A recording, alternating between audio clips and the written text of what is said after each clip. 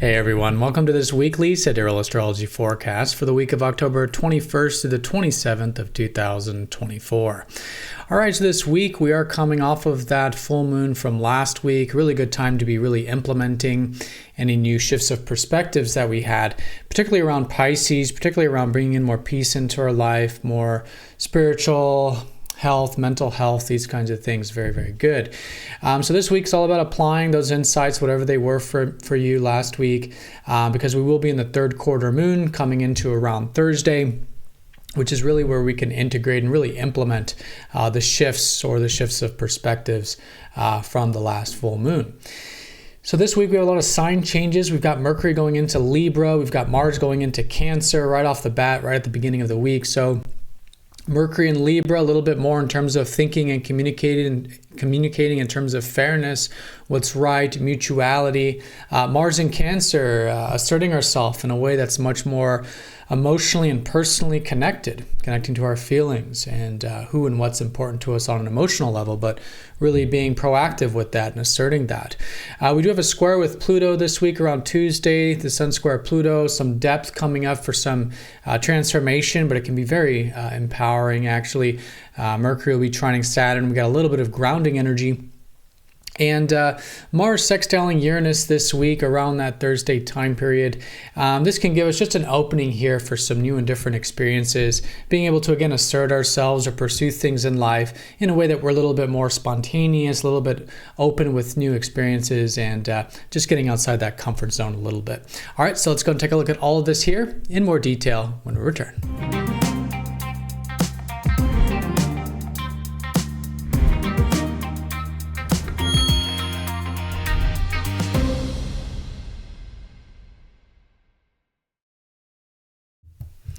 Alrighty, so here is the sky for this week. We're going to look at this for each day of the week, starting first with Monday, October 21st.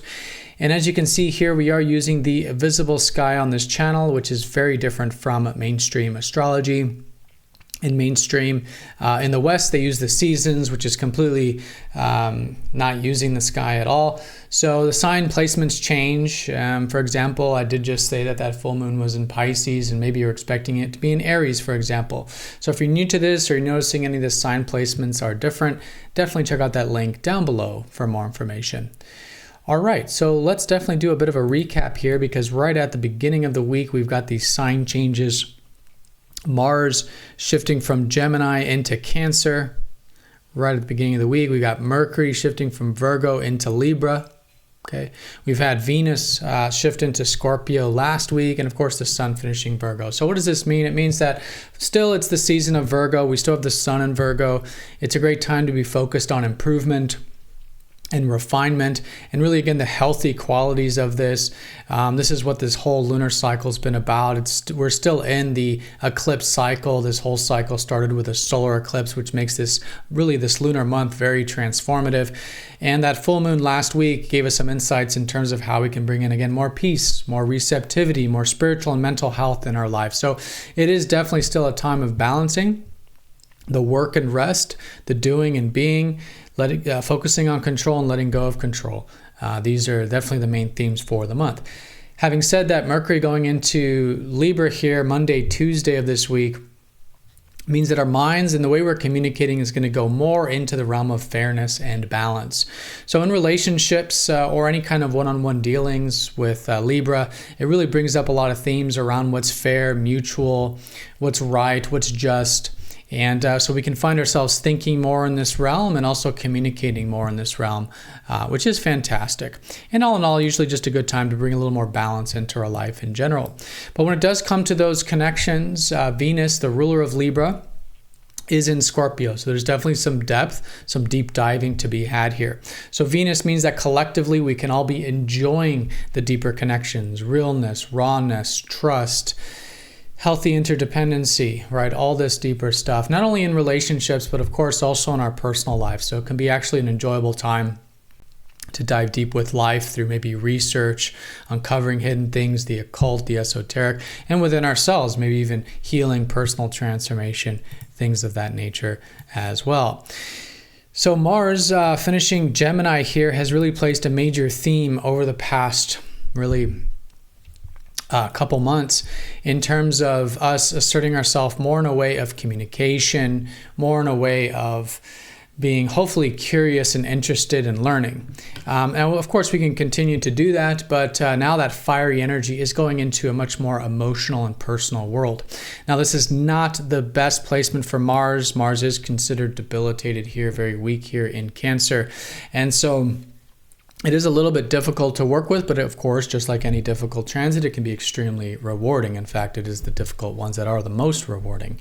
So here, even though it's outside of our fiery nature to dive into the emotions, to dive more into our feelings, the past, who and what's important to us on a personal level, and assert that, it's great. Now, some of the great ways of working with this is fundamentally connecting with our bodies. Mars in Cancer can be a great time of maybe being physically active or doing healthy exercise, being proactive with self-care and self-nurturance.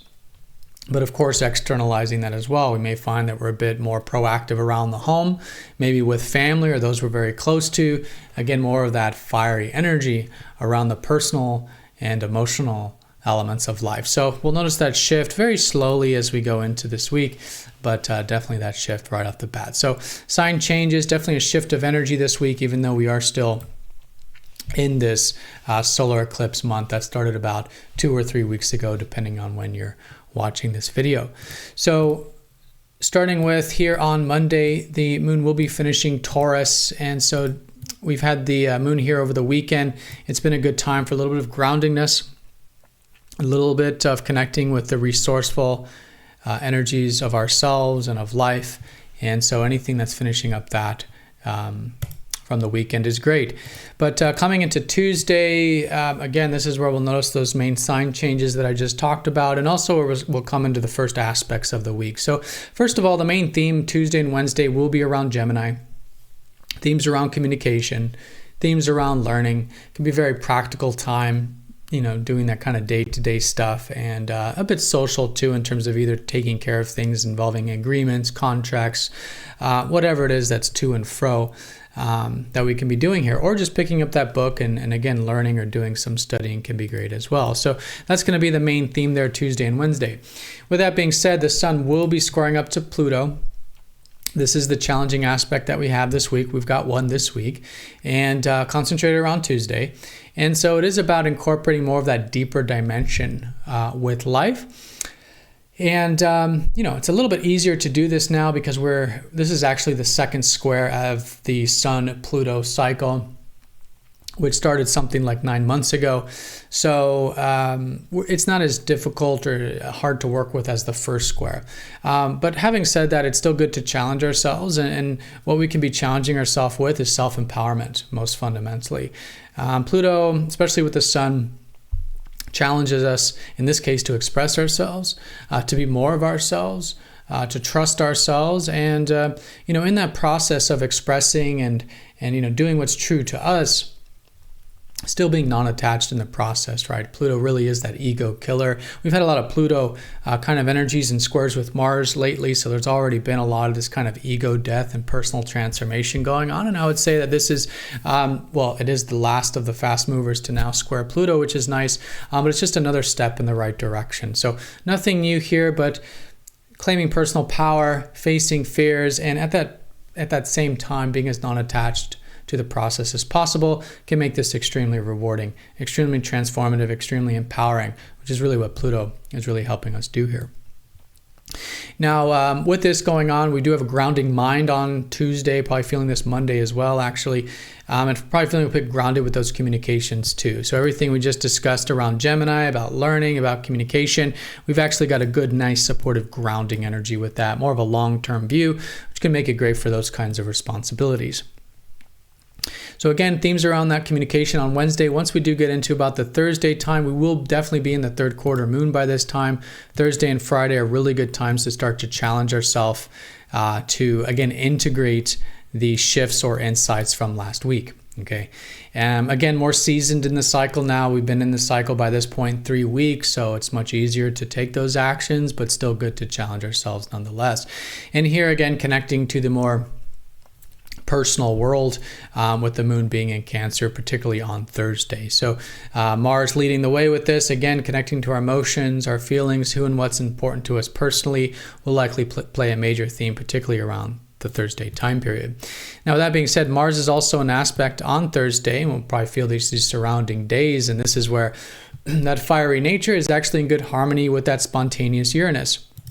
So sextiles are just openings. It's nothing we're really forced into, but there are likely opportunities presenting themselves in order to get outside that comfort zone a little bit, assert ourselves in different ways, connect more with our true self, do what's more exciting to us, and challenging our own and the outer collective status quo a bit.